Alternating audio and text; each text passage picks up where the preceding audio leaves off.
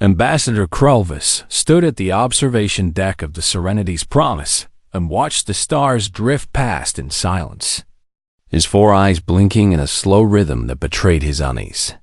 And his long fingers trembled slightly as he gripped the railing before him. He had served the Valkyrie diplomatic corps for over 300 years. And in all that time, he had never felt fear like this. Not when negotiating with the warlike Thesan, not when facing the cold logic of the mechanical collective, not even when standing before the High Council to defend his controversial peace treaties. But today was different.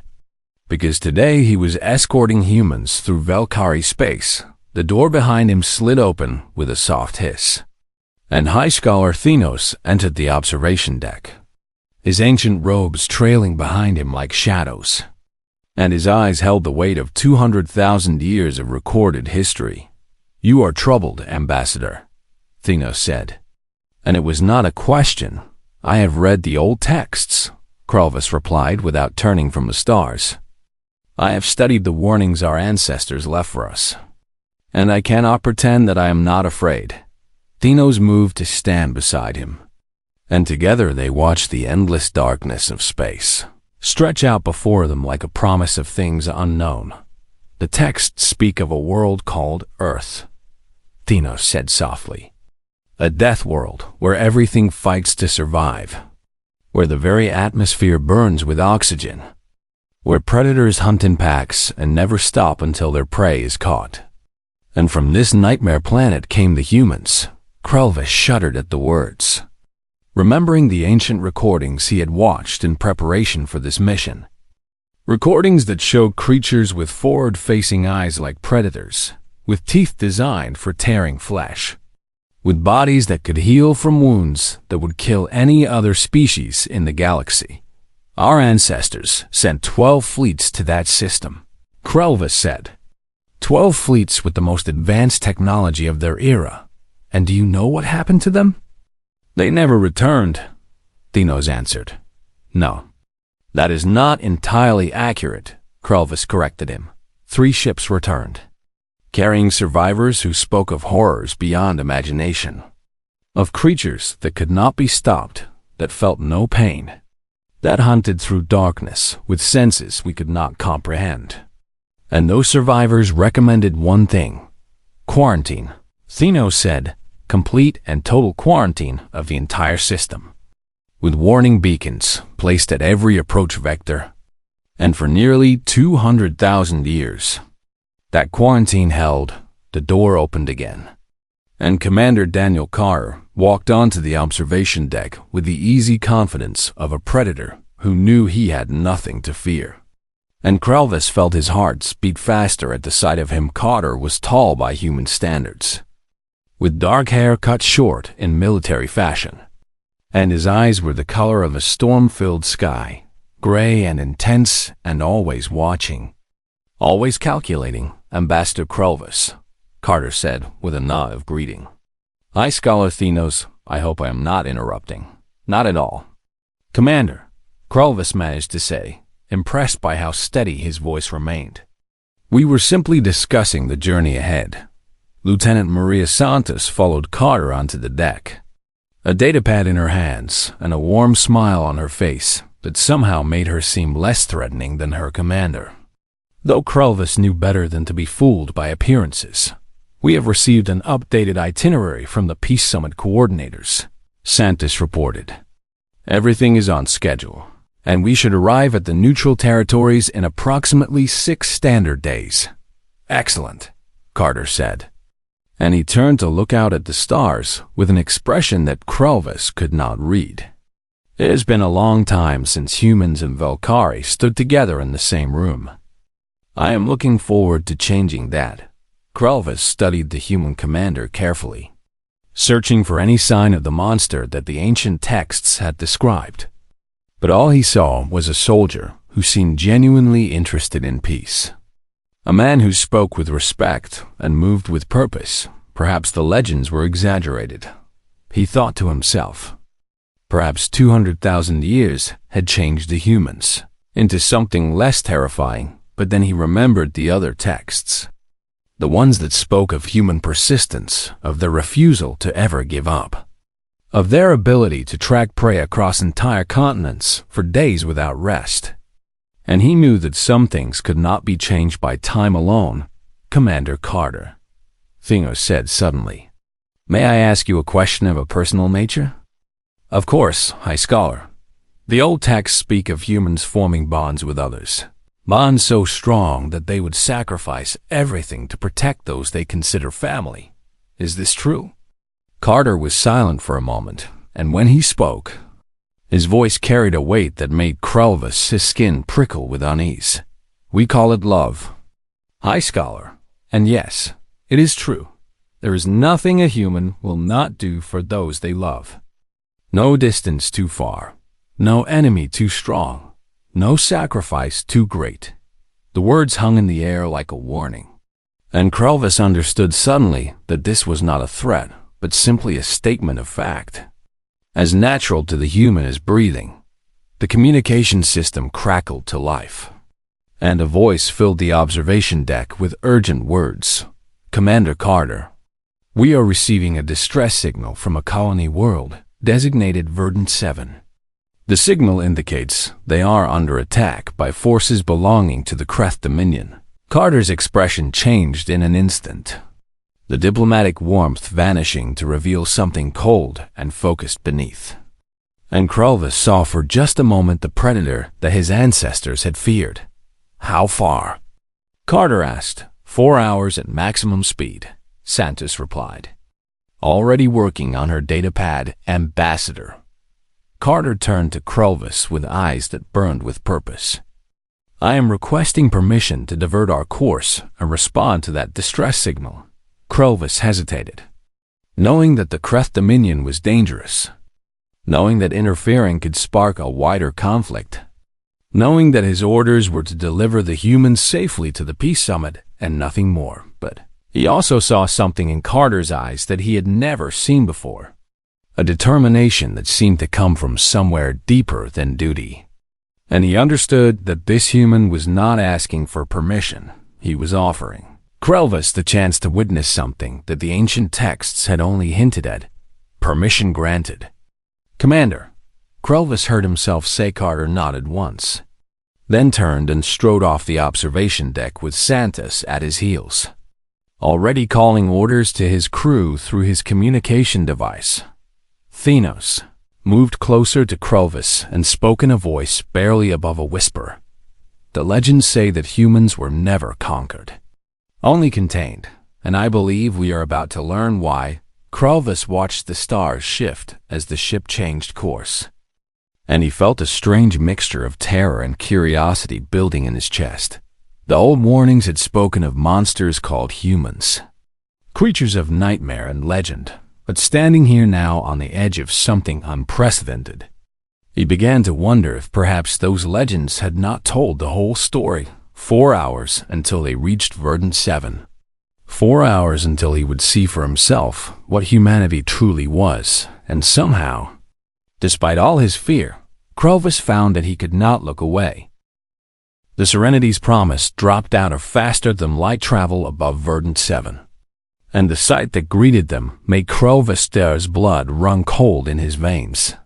The colony was burning, great pillars of smoke rising from what had once been peaceful farmland, and Kreth warships hung in orbit like vultures waiting for their prey to stop struggling.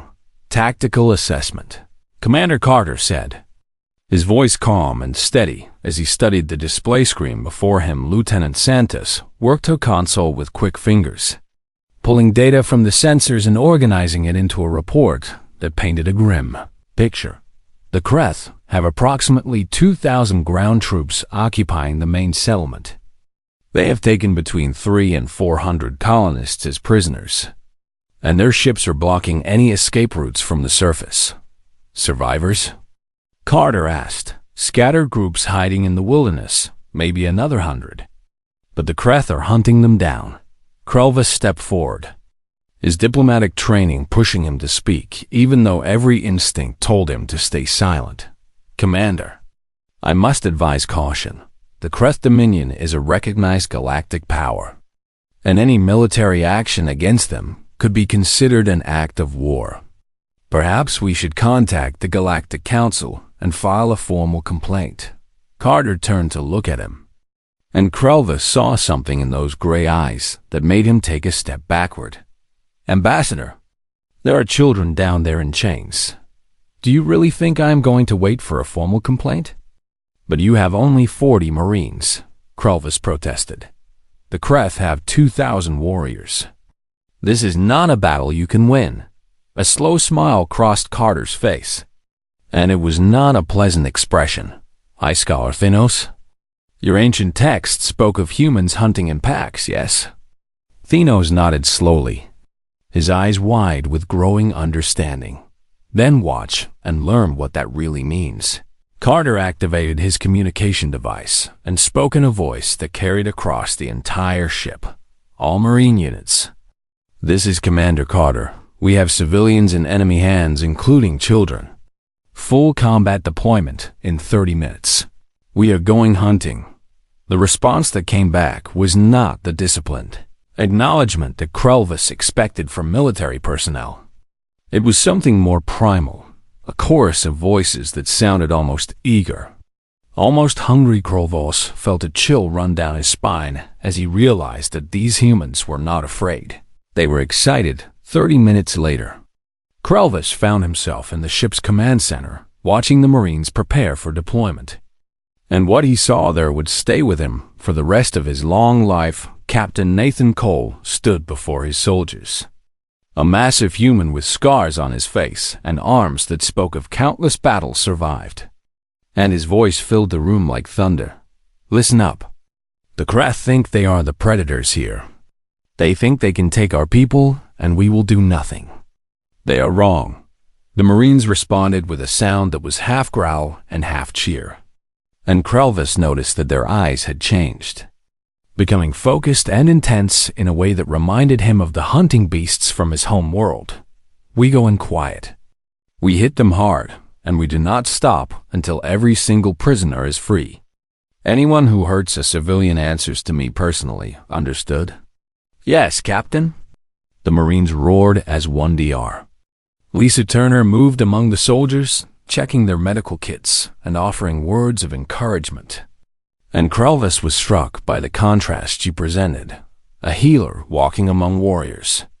Gentle hands preparing instruments of salvation, while all around her others prepared instruments of war. The dropships launched into the atmosphere of Verdant 7, carrying 40 humans toward an army of 2,000. And Krelvis watched them go with a mixture of horror and fascination.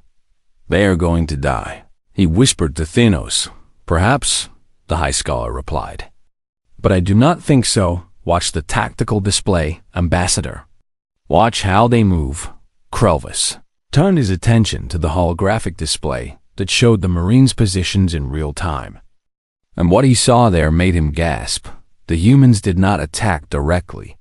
They spread out across the terrain like shadows, moving in patterns that seemed random at first, but gradually revealed a terrible purpose.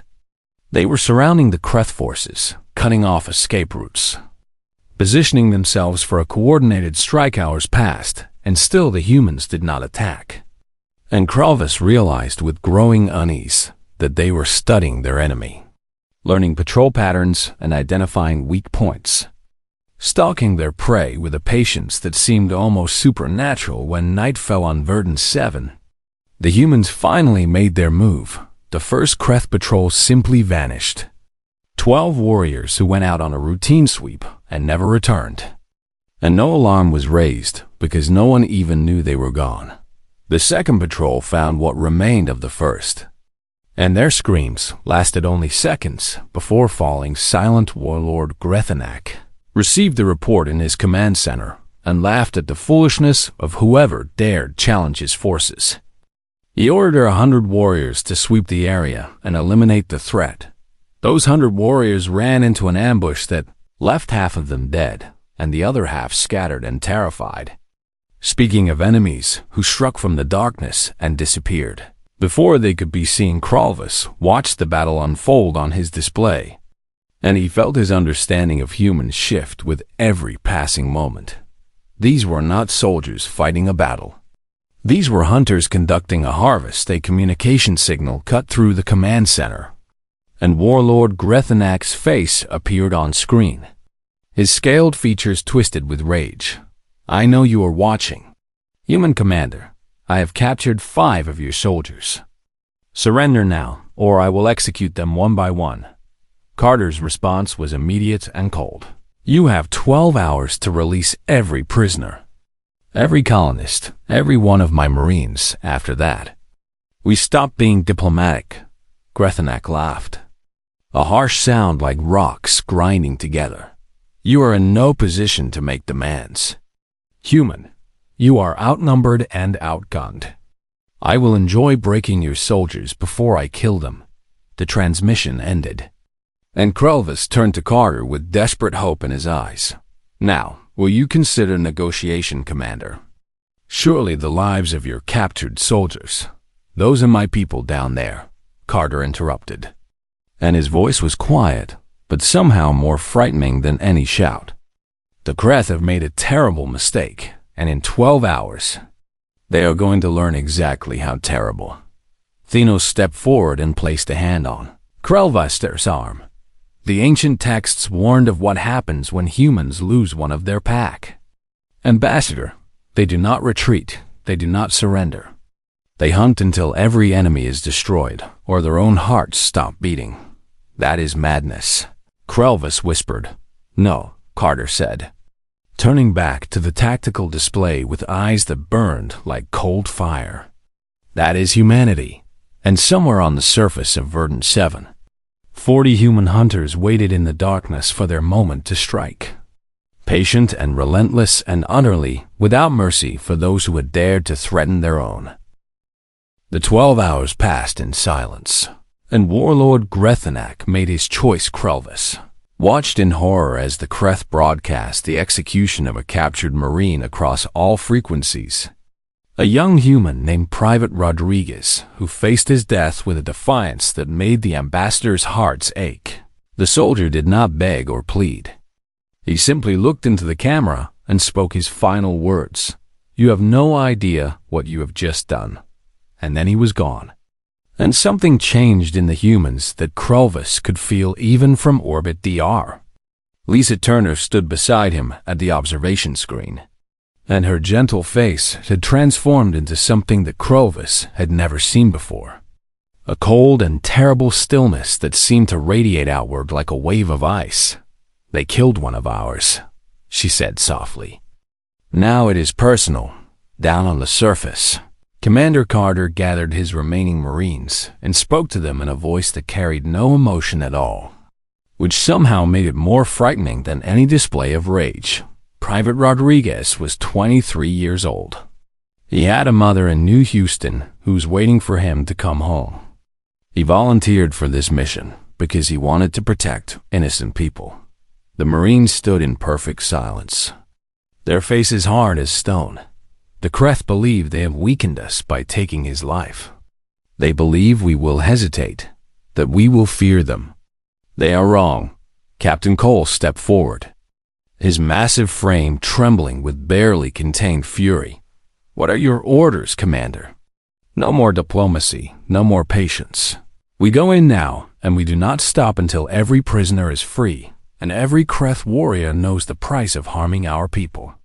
The attack that followed would be studied by military historians across the galaxy for centuries to come, not for its tactical brilliance alone, but for what it revealed about the true nature of humanity when pushed beyond the breaking point. Sergeant Amy Russell led the first strike team, moving through the darkness like a ghost with her squad of 6 Marines at her back. She was a small woman by human standards, with short brown hair and eyes that seemed to see everything at once. And she carried a rifle that she wielded with the casual expertise of someone who had been born to fight. Private Chris Palmer followed close behind her, his young face pale with fear, but his hand steady on his weapon. This was his first real combat deployment, and he had watched a fellow Marine die on a broadcast screen just hours ago. But he did not run, he did not freeze. He simply moved forward with his team because that was what humans did. They hit the first Kreth position without warning. 8 warriors guarding a supply depot who never even saw the Marines before they died. Russell's team moved through them like wind through grass. Silent and deadly and utterly without mercy. Sub-Commander Valthax received the report and felt a strange sensation in his chest that he slowly recognized as fear. The humans were not supposed to attack like this. They were supposed to be broken and demoralized by the execution. But instead they seemed to have become something else entirely. Something that struck from shadows and left only death behind. Send 200 warriors to reinforce the eastern perimeter, he ordered, and tell them to watch for. He never finished the sentence because at that moment the eastern perimeter exploded into chaos. 3 simultaneous attacks from different directions that overwhelmed the Kreth defenders before they could even form. A responser crevice watched the battle unfold on his tactical display, and he found himself gripping the console so hard that his fingers ached. The humans were everywhere and nowhere at once, striking and vanishing, killing and moving, never giving the Kreth a moment to recover or regroup. High Scholar Thenos stood beside him, ancient texts forgotten as he watched living legends unfold before his eyes. The old warning spoke of humans who would not stop hunting once they began, he whispered, who would pursue their prey across mountains and rivers and deserts until the prey simply collapsed from exhaustion. I never understood what that meant until now, on the surface. Captain Cole led a direct assault on a Kreth barracks, kicking through the door with a force that shattered the metal frame and opening fire before anyone inside could react. 3 bullets struck him in the chest, and he stumbled but did not fall. His body armor had stopped the worst of it, but the impacts had certainly broken ribs. And yet he kept fighting as if the pain did not exist. How is he still standing? Valthax screamed at his officers as reports flooded in from across the colony. I saw the human take 3 shots to the chest. Why is he not dead? No one had an answer for him, Dr. Turner had explained it to Krelvis earlier, speaking in that calm medical voice that somehow made her words more terrifying. Human bodies produce chemicals called adrenaline and endorphins that block pain and enhanced physical performance. Their muscles could push beyond normal limits when survival or the survival of their pack was threatened, and they could continue functioning with injuries that would incapacitate any other known species. Sergeant Russell reached the Kreth command compound where the captured Marines were being held. She had lost 2 soldiers getting there and taken a blade wound through her left shoulder that should have rendered her arm useless. But she had simply wrapped the wound and kept moving, her eyes fixed on her objective with a focus that bordered on madness. Palmer, cover the door. Everyone else, with me. They moved into the compound like a force of nature, clearing rooms and eliminating guards with a speed and precision that defied explanation. 17 Kreth warriors fell to Russell's rifle before anyone even raised an alarm. And by then, it was already too late. Private Palmer held his position at the entrance, his heart pounding in his chest and his breath coming in short gasps. And then he saw something that made everything else fade away through a window in the compound wall. He could see the slave pens where the colonists were being held. Hundreds of innocent people chained together in the mud, and among them he saw children. Small frightened faces staring at nothing with eyes that had seen too much horror. Something shifted inside him.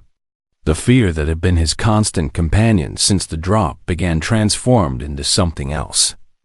A cold, clear anger that sharpened his senses and steadied his hands. Russell appeared beside him, blood dripping from her shoulder wound, and she followed his gaze to the slave pens. Use that anger, she said quietly. Let it make you focused. We are going to free every single one of them. But first, we need to finish this. Palmer nodded once. And when the next wave of Kreth attackers came rushing toward their position, he met them with a determination that surprised even himself by dawn. The tide of battle had turned completely. Over half, the Kreth forces were dead or scattered. Their communication lines were disrupted. Their leadership was in chaos. And 40 human hunters were still out there in the darkness, still striking, still hunting, still refusing to stop. Warlord Grethnak stood in his command center and stared at the reports with eyes that could not believe what they were seeing. He had fought wars across a dozen worlds. He had broken armies and crushed rebellions. But he had never faced anything like this. These were not soldiers. He realized with growing horror. These were predators. And they had been playing with their food. "Get my ship ready," he ordered, his voice cracking with fear. "We are leaving this cursed planet." But even as he spoke, he knew in his heart that escape would not be so easy. Because somewhere out there in the blood-stained darkness, Commander Daniel Carter was coming for him. And the legends about human persistence had not been exaggerations at all. They had been warnings. Warlord Grethnak retreated to his command ship with the remaining colonists as hostages, dragging them through the burning streets of the colony, while his warriors formed a desperate defensive perimeter around the landing zone. He believed the humans would not risk the lives of innocent civilians. He believed the hostages would protect him. He believed he could still escape this nightmare and return to the Dominion with at least some of his forces intact. Was wrong about all of it. Commander Carter stood at the edge of the landing zone, watching the Kreth ship through his tactical scope. His face was calm, but his eyes burned with a cold fire that made even his own soldiers uneasy. And when he spoke, his voice carried a weight that seemed to press against the air itself. "How many hostages?" he asked. "Approximately 300 colonists, including an estimated 40 children," Lieutenant Santos replied, her voice tight with controlled emotion. "They are using them as living shields around the ship's entrance." Captain Cole approached, his chest still wrapped in bandages from the bullets he had taken hours before. His massive frame moving with a slight limp, but his determination undiminished. "Commander, we have 25 Marines still combat capable. The Kreth have at least 500 warriors on that ship, plus its automated defense systems. Going in there would be necessary," Carter interrupted. "Those people trusted us to protect them. We do not leave them behind." The ambassador's voice crackled through Carter's communication device. Krelvis watching from orbit with growing desperation. "Commander, please, I am begging you to reconsider. Wait for reinforcements from the Galactic Council. The diplomatic consequences of a failed rescue attempt would be, Ambassador," Carter said quietly. "There are children on that ship who are scared and alone. They do not care about diplomatic consequences. And neither do I." He turned to his Marines. These 25 battered and bloodied soldiers who had fought through the night without rest, who had taken wounds that would have stopped any other species, who had lost friends and still refused to give up. I am not going to order anyone to follow me into that ship. This is volunteer only. Anyone who wants to stay behind has earned that right. Not a single Marine stepped back. Instead, they moved forward as one, their eyes fixed on their commander, with a loyalty that transcended mere military discipline. Sergeant Russell was among them, her shoulder wound hastily stitched and her arm in a makeshift sling. But her rifle was steady in her good hand, and her face showed nothing but determination. Private Palmer stood beside her, no longer the frightened young soldier who had dropped onto this planet what felt like a lifetime ago. He had seen death and faced fear and come through the other side as something harder and stronger than before. "Let us bring our people home," Carter said, and led his Marines toward the Kreth ship. High Scholar Thanos had accessed the ship's internal security feeds, and what he witnessed in the next hour would haunt him for the rest of his long life. He would later write that watching humans in true combat was like watching a force of nature, beautiful and terrible and utterly beyond comprehension. Marines boarded through a maintenance hatch that the Kreth had forgotten to guard. moving through the ship's corridors in perfect coordination, covering angles and clearing rooms with a brutal efficiency that left no survivors. Carter led from the front, his movements precise and economical, every shot finding its target, every decision made in the space between heartbeats. He was not fighting a battle, he was conducting an execution. And the Kreth were simply in his way. The ship's defenders threw everything they had at the humans. Warriors with bladed weapons, soldiers with energy rifles. Even the great war beasts that the Dominion used to break enemy formations. But nothing worked. Nothing stopped the advance. Nothing slowed the relentless progress toward the bridge DR. Turner moved with the assault team, her medical kit strapped to her back and a pistol in her hand. She was not a warrior by training, but she had learned long ago that human healers did not abandon their patients. And so she fought and healed in equal measure, saving lives while taking them. A contradiction that somehow made perfect sense. Cole took a blade through his thigh and kept walking, his face pale with blood loss, but his weapon never wavering. Russell dropped 3 Kreth warriors with one hand while her injured arm hung useless at her side.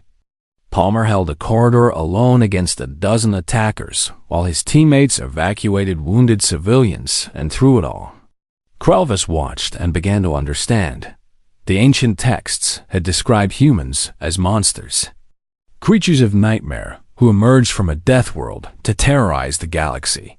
But what he saw now was something different, something the old scholars had never recognized. These humans were not fighting for conquest or glory or territory. They were fighting for the people behind them, for the colonists they had never met, for the children they had never known, for an ideal that seemed almost incomprehensible to a species that had always valued self-preservation above all else.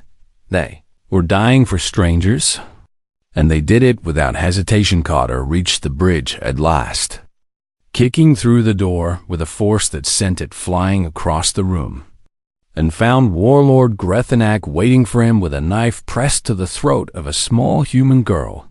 "Stop!" The Warlord screamed, his voice cracking with fear. "I will kill her. I swear I will kill her if you come any closer." Carter stopped, his weapon pointed at the floor, his eyes fixed on the terrified child in the Warlord's grip. "What is your name?" he asked, and his voice was gentle now, a warmth that seemed impossible from the same man who had just torn through a ship full of enemies. "Hannah," the girl whispered, tears streaming down her face. "My name is Hannah." "Hello, Hannah. My name is Daniel. Can you be brave for me for just a little bit longer?" The girl nodded, her small body trembling against the scaled arm that held her captive. Carter lowered himself to one knee and placed his weapon on the ground, then raised his hands to show they were empty, and began to walk slowly toward the Warlord. "What are you doing?" Grethenak demanded, pressing the blade harder against Hannah's throat. "I told you to stop." "You can kill her," Carter said, and his voice was calm but carried an undercurrent of something that made the Warlord's blood run cold. "But then nothing in this galaxy will stop what comes next." He continued walking, one step at a time, his eyes never leaving Grethnak's face. "I have destroyed armies. Human, I have conquered worlds. You do not frighten me." Carter smiled, and it was the most terrifying expression Grethenak had ever seen. "Yes, I do. You are afraid right now. I can see it in your eyes. You thought you were the predator here, but you were wrong. You were always the prey. And now you have a choice." He was close enough to touch now, close enough that Grethenak could see every detail of the human's face. The lines around his eyes, the set of his jaw, the absolute certainty in his gaze. "Let her go. Face justice for your crimes, and live or kill her. And discover what humans do to those who harm our children." For a long moment, nothing moved. The entire bridge seemed to hold its breath as the Warlord and the Dia commanders stared at each other across a distance measured in inches and eternities. Then Grethenak released Hannah, and Carter caught her before she could fall, pulling her close and shielding her with his own body as his Marines swarmed the bridge and secured the warlord. "You are safe now," Carter whispered to the crying girl. "No one is going to hurt you ever again." High Scholar Thenos turned away from the screen, his ancient eyes filled with tears that he could not explain. And he understood at last what the old texts had gotten wrong. They had seen the violence and called it monstrous. But they had missed the purpose behind the violence. They had seen the hunters and feared them. But they had not understood what the hunters were protecting. The humans were not monsters at all. They were guardians, and that made them something far more dangerous than any monster could ever be. 3 days had passed since the battle for Verdant 7, and the colony was slowly beginning to heal. The fires had been extinguished, the wounded had been treated, and the colonists who had been held as slaves were now free to walk under open skies once more. It would take years for the full recovery, but for the first time since the Kreth invasion, there was hope. Commander Carter stood at the edge of a small clearing where a memorial had been constructed. Simple wooden markers bearing the names of those who had not survived. Both colonists and Marines who had given everything to protect strangers they had never known. Private Rodriguez's marker stood in the center, and Carter knelt before it in silence, his head bowed and his hands clasped together in a gesture that Krelvis did not recognize, but somehow understood. The ambassador stood at a respectful distance, watching the human commander grieve, and beside him High Scholar Thenos observed with the quiet intensity of someone witnessing a sacred ritual. "He does not hide his pain," Krelvis said softly. "In the Valkyrie culture, grief is considered a private matter, to be processed alone and in silence, but the humans, they share it," Thenos finished. "They support each other through the darkness. And perhaps that is why they can endure so much, because they never carry their burdens alone." Other Marines had gathered around the memorial, their faces marked with the exhaustion of the past days, but their eyes clear and steady. They spoke to each other in low voices, sharing stories about their fallen comrade, laughing sometimes and crying others, holding each other through the worst moments. Dr. Turner moved among them, checking bandages and offering comfort in equal measure. A gentle presence, a reminder that healing came in many forms. Captain Cole stood apart from the group, his massive frame bowed with a weariness that went beyond physical fatigue. He had lost soldiers before, but it never got easier. And Krelvis could see the weight of command pressing down on him like a physical force sergeant. Russell sat beside Private Palmer on a fallen log, her injured arm now properly treated and immobilized. She was speaking quietly to the young soldier who had faced his first battle and emerged as something more than he had been before. "You did well," she told him. Rodriguez would have been proud. Palmer nodded, his eyes fixed on the memorial marker. "I keep thinking about what he said at the end, about them not knowing what they had done. He was right, was he not?" "He was right," Russell confirmed. "The Kreth thought they could break us by killing one of our own. But they did not understand. Hurting us does not make us weak. It makes us dangerous." The memorial ceremony concluded, and the Marines began to drift away to their various duties. But Carter remained kneeling before Rodriguez's marker for several minutes more, speaking words that no one else could hear. Finally he stood, and when he turned his face was calm once more, the grief still present but contained. Held in a place where it could fuel purpose rather than paralyze action, High Scholar Thenos approached him, moving slowly as if approaching a predator that might strike at any moment. But Carter simply waited with an expression of patient curiosity. "Commander Carter, may I ask you something that has troubled me since the battle?" "Of course, High Scholar. Warlord Grethnak killed one of your soldiers. He enslaved innocent people. He threatened children with death. You had every right to end his life. Yet you chose to let him live, to face trial for his crimes. Why?" Carter was silent for a moment, his gray eyes distant with thought. Do you remember the little girl on the bridge, Hannah? I do. She was watching everything that happened. She saw me come through the door. She saw me face Grethnak. She saw every choice I made in that moment. And I thought about what kind of lesson I wanted to teach her. Dr. Turner had joined them. And she nodded as Carter spoke, understanding filling her eyes. If I had killed Grethnak, Hannah would have learned that violence is how we solve problems. That vengeance is more important than justice. That the strong can do whatever they want to the weak. I did not want her to learn those lessons. But surely, Thenos pressed. Justice demanded his death. Maybe, Carter acknowledged. But mercy demanded that a scared little girl see the monsters choose to be better. Sometimes that matters more than what justice demands. Krelvis had been listening in silence. And now he spoke for the first time. Commander, I must confess something to you. When this mission began, I was terrified of you and your kind. I had read the ancient text that described humans as monsters, and I expected to find nightmares wearing friendly faces. And what do you think now? Carter asked. I think the legends were accurate in their description of your capabilities. You are indeed terrifying creatures from a death world, capable of violence that defies comprehension. But the legends missed something essential, something that changes everything. What is that? They missed your hearts, Krelvis said simply. Your capacity for love and compassion and sacrifice. Your willingness to die for people you have never met. Your choice to show mercy even when vengeance would have been easier. He straightened his robes and spoke with a formality that seemed to carry the weight of his entire species behind it. When I return to the Velkari High Council, I will recommend that all quarantine protocols regarding humanity be permanently abolished. And I will propose that your species be elevated to the status of valued ally.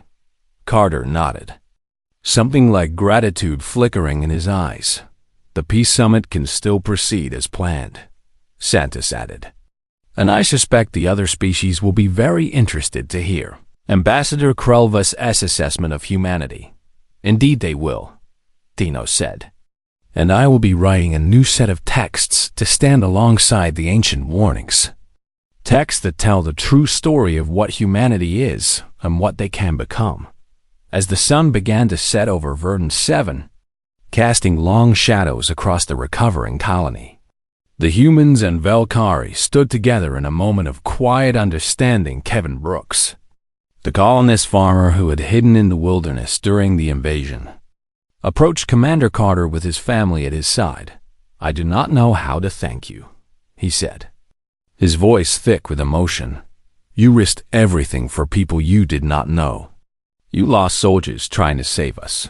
How can we ever repay that? Carter shook his head, a gentle smile crossing his face. You survived. You held on until help arrived. You kept hope alive when everything seemed lost. The real heroes are the people who refuse to give up. He knelt down to look at Hannah, who was clutching her father's hand with fierce determination. And you were the bravest of all. Hannah, I need you to do something for me. I need you to remember what happened here. Not the scary parts, but the part where the good guys won because they worked together and never stopped trying. Hannah nodded solemnly. And for the first time since her rescue, she smiled. Krelvis watched this exchange and felt something shift inside him. Something that had been rigid with fear for so long that he had forgotten it could be anything else. The stories had spoken of monsters called humans, creatures to be feared and avoided and contained behind quarantine beacons. But the stories had been wrong. Humans were protectors, fierce and loyal and utterly unstoppable when those they loved were threatened. They carried violence in their hearts like a weapon to be used only when necessary. And they carried compassion like a shield to guard those who could not protect themselves. That made them more dangerous than any monster, not because they were cruel, but because they would never stop fighting for what they believed was right. As the Serenity's Promise prepared to leave Verdun 7 and continue its journey to the Peace Summit, High Scholar Thenus sat down to write the first words of his new historical account. The ancient legends warned that humans were monsters from a death world, creatures of nightmare and violence, but the legends were incomplete. They told only half the truth.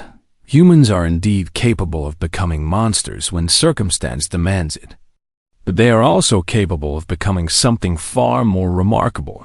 They are protectors, guardians, defenders of the innocent and champions of the weak. And that makes them the most valuable allies the galaxy has ever known.